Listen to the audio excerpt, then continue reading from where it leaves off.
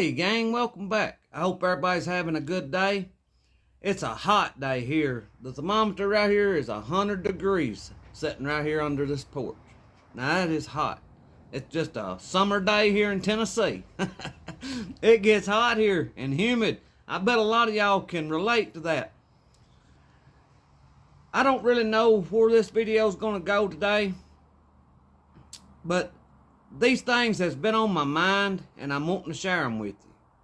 And when I do videos like this, YouTube don't like it. You know, Zuckerberg, he just came out and wrote a letter to Jim Jordan in Congress, saying that in 2021 that the federal government, I'm going to paraphrase here, the federal government leaned on Zuckerberg. Zucker, he couldn't take them leaning on him. He had to fold. So some free speech got silenced in 2021.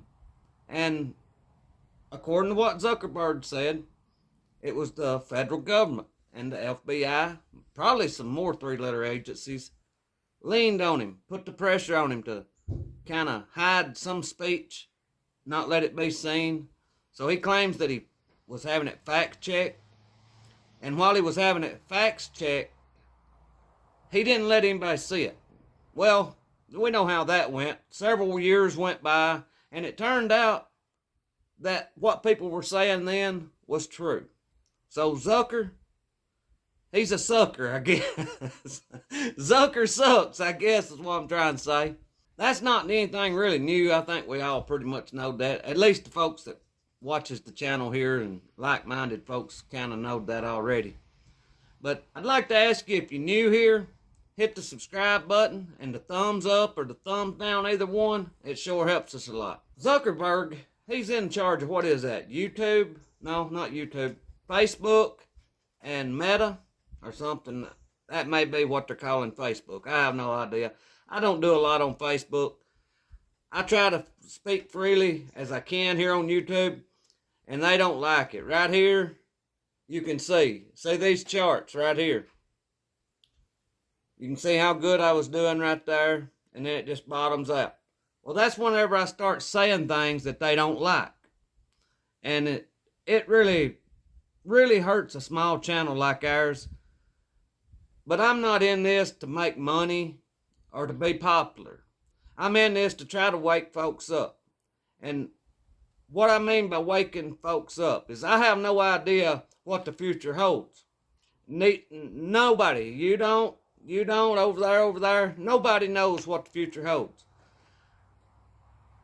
But what I mean by waking somebody up is maybe through something that I say, I hope that maybe someone lost can find the Lord. That's the very first prep that anyone needs to start with. If I was talking to somebody and saying the first prep in this whole wide world that you need to do is find Jesus and get saved, and then start working on the other preps, like I showed at the beginning of the video. We don't know what the future holds, but we know that in the future we've got to eat.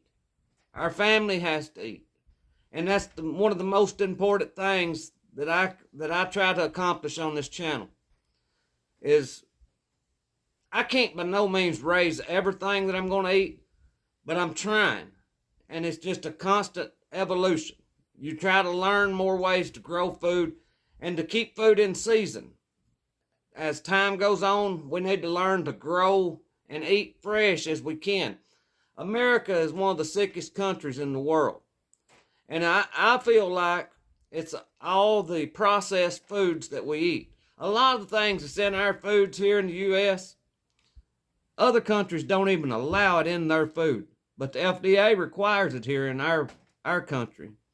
And I feel like a lot of that's what makes us sick. So please do what you can to grow something to eat. If you can't grow nothing but one pot, grow that. That's a start. I know everybody don't have a big backyard and 20 acres to put a garden in. Some of you only have a small patio, and some don't have that. Some of you have a window. But you can take that window and put you a pot in front of it, and you can grow something to eat. My third suggestion would be to try to get out of the big cities and get into the country. No, the country's not going to do it all for you. You're not going to be out here in the country in a little bubble and everything be fine. But you can get away from the masses of people that's going to be starving to death if things take place like could happen. It looks like our government is trying to go towards communism. Like I was talking the other day in a video about them trying to put limits on prices of food and stuff. Communism has never worked. And once the government gets complete control of the food, all throughout history, the people have starved to death.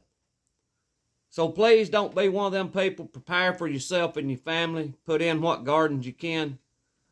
And stop food. Just like I showed canning here in the beginning. No, those jars won't last all winter.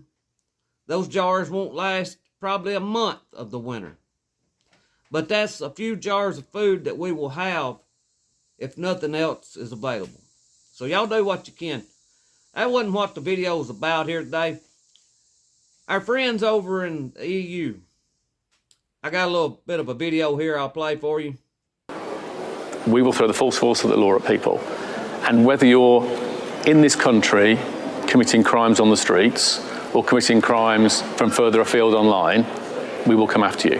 Talk to me about that, because we have seen some high-profile figures whipping up the hatred. You talked about it in there with the officers, in fact, about this being added to by online commentary. I mean, I'm even thinking of the likes of Elon Musk getting involved. What are you considering when it comes to dealing with people who are whipping up this kind of behaviour from behind a keyboard, maybe in a different country? Being a keyboard warrior does not make you safe from the law. You can be guilty of offences of incitement, of stirring up racial hatred. There are numerous terrorist offences regarding the sort of publishing of material. All of those offences are in play if people are provoking hatred and violence on the streets, and we will come after those individuals just as we will physically confront on the streets the thugs and the yobs who are causing the problems for communities. Now they're putting out pieces saying that keyboard warriors, somebody like you and me, they're going to come over here in the U.S. where I've got a right to speak and to be free. I don't bow to the king over there. Me and my family never has bowed to the king since 1776. We don't bow to the king and probably wouldn't even shake his hand. Southern folks, we're kind of strange about that. If we don't respect you and like you, you're probably not even going to get a handshake. And I've heard stories of Englishmen over there maybe tweeting or posting, maybe on Facebook, about White Lives Matter, and them getting arrested and sentenced, I think it was either 2 or 4 years, for just saying those words, that White Lives Matter. They're in bad shape over there. And the news isn't covering it, and it's hard to find much about it, but you can get little bits and pieces of information from what's going on over there. And the immigrants are having more rights than the people that were born and raised there. And they're throwing a little bit of a fit about it. Just like I said there then, that guy posted that White Lives Matter. And he got, they said 2 to 4 years. I think I seen this on Glenn Beck's. So if you want to go check it out there, please do your own research. But that's horrible, because white lives do matter. Black lives matter. Red lives matter. They all matter. But just by him saying that, he shouldn't have to serve time in prison for speaking what he's thinking. But that's what it's come to there.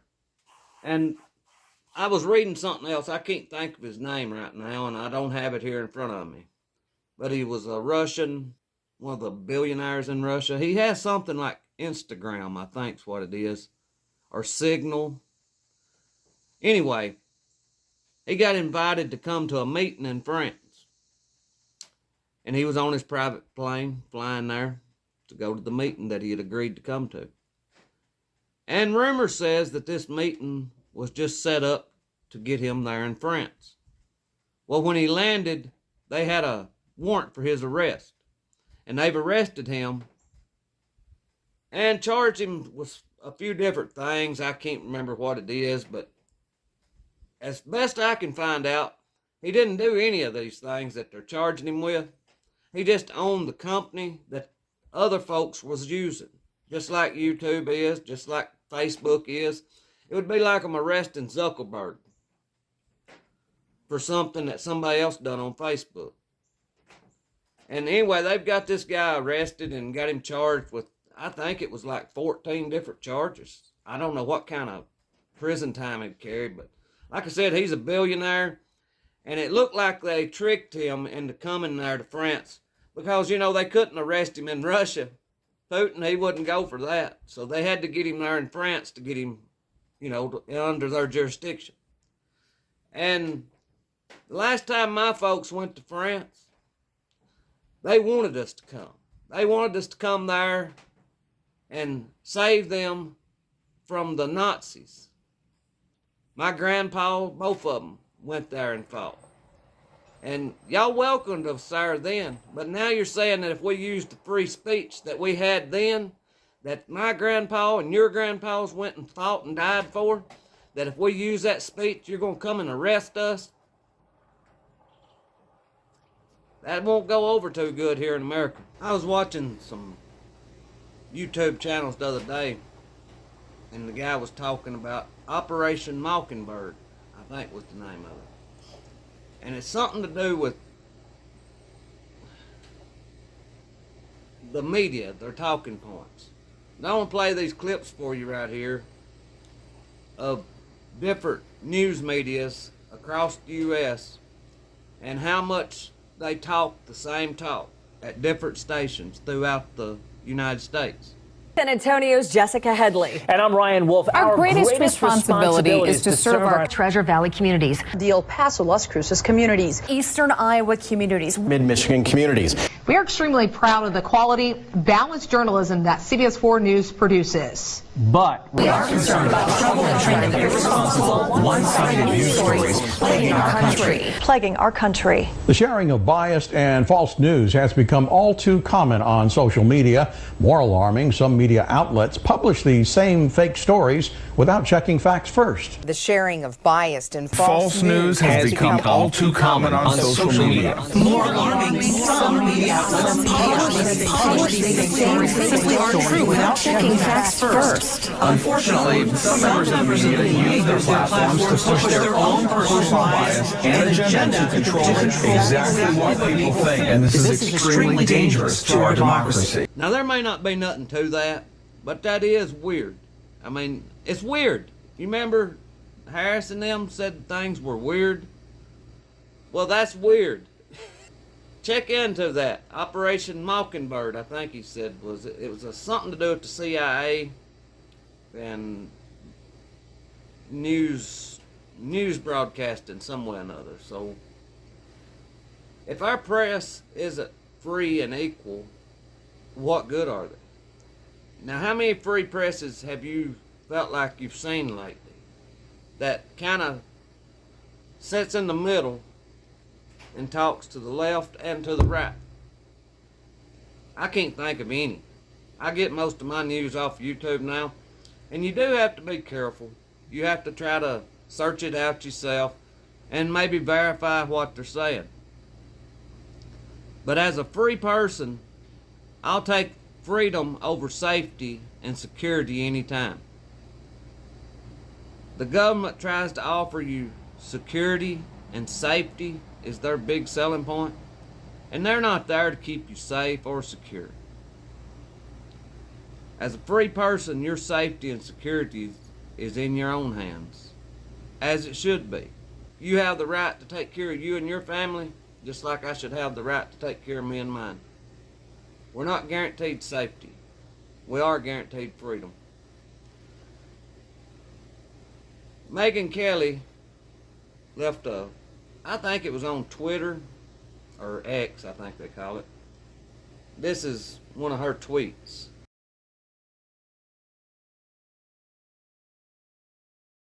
about Tim Walz signing a bill. And maybe you can pause that and zoom in and read it. But it's horrible. It's talking about gender affirming care, and that if your 14-year-old boy is sad but thinks it's gender confusion and you object to castrating him, that the state there can take custody of it. Now that's awful. All this stuff has gone too far. We need a lot of these organizations disbanded and the rights to a family back to the husband and wife. I get accused of being a Trump fanboy, and I'm not, by no means. I liked the way Trump put America first. Do I think he's all holy? No, I don't. And he may be just the person that the deep state wants in there. It all may be rigged from the very get-go. I don't know. But I'm going to do my part in voting. And I would encourage each and every one of you to do your part in voting. When it comes down to it, and all the voting is done, and the lead starts flying, at least you will know you've done all you can do up to that point. So I encourage you to vote. I encourage you more to get prepared. I have no idea which way this goes, the election, and it probably doesn't really matter at this point. The country's in debt so far that something big has got to happen, in my opinion, to change the direction that that's going. That's not sustainable. 35 trillion and going $1 trillion in debt, I think it's like every 3.5 months or so. It's not sustainable, and they've got to do something to turn that around. And you hear about attacks on the grid and stuff, and you can read reports that if they just knock out the power grid, 90% of Americans will die. You can go look that up for yourself. I didn't know what the report was called. I can't think of the name of it right now, but do a little Google search on that about power outage and 90% of the U.S. dying or something, and it should pull it up. But that was what the report said, that within the first year, 90% of Americans would perish if we lost power. And those are things that you could be prepared for. I know there's some people that they couldn't live without electricity, and my heart goes out to them. They have to have maybe pumps to help them breathe. I mean, just different things that require electricity. Insulin to keep it cold. There's workarounds around that, and that's part of preparing, part of getting ready for what could come. But this was just some news I wanted to share with y'all. This is part of what the channel here is about, and they don't like it like I've showed you, but I can't help what they like. I try to stay within their guidelines as best I can, but I still want to wake people up. So y'all do what you can do to get prepared for the things that might come. If nothing else happens, like I always say, if nothing goes bad, you've got food to eat that you help prepare yourself, that's not processed so full of chemicals, that's more like God intended for you to have. So I thank you for watching. I pray God blesses you, and I'll see you in the next one.